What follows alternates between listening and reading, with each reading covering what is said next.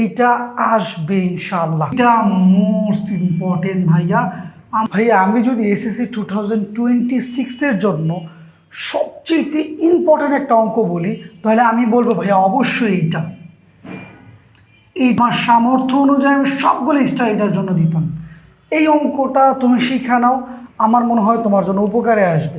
চলো অঙ্কটা একটু করি, 10 সেকেন্ডের মধ্যে অঙ্কটা সেরে ফেলবো। চলো, 10, 20, 30, 25 এক্স সংখ্যাগুলোর গড় 20 হলে এক্স এর মান নির্ণয় করতে হবে। এখানে গড় নির্ণয় করতে বলে নাই, গড়ের একটা মান দিয়ে দিস। এখানে তোমাকে নির্ণয় করতে বলছে এক্স এর মান।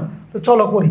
প্রথমত আমরা সবগুলো সংখ্যাকে নিয়ে আসব, যোগ করব 10 যোগ 20 যোগ 30 যোগ 25 যোগ 1। কয়টা সংখ্যা আছে? 1 2 3 4 5 ডিভাইডেড 5 সমান সমান গড় কত? 20। সমস্যা আছে কোনো ভাইয়া? না। এবার দেখো বা সবগুলোকে যোগ করি আমরা, 85 plus x divided 5 equal to 20। আমরা x এর মানটা বাই করব ভাইয়া, দেখো কিভাবে করি। 5 এ পাশে ভাগ আছে, ও পাশে গেলে কি হয়ে যাবে?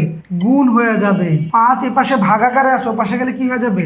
গুণ হয়ে যাবে। বা 85 প্লাস x সমান সমান 100, বা x সমান সমান 85 যদি ওই পাশে চলে যায় ভাইয়া কি হয়? 85 ও পাশে চলে গেলে বিয়োগ হয়ে যাবে, বিয়োগ 85, বা x সমান সমান 15। ভাইয়া দেখো মিলে গেছে।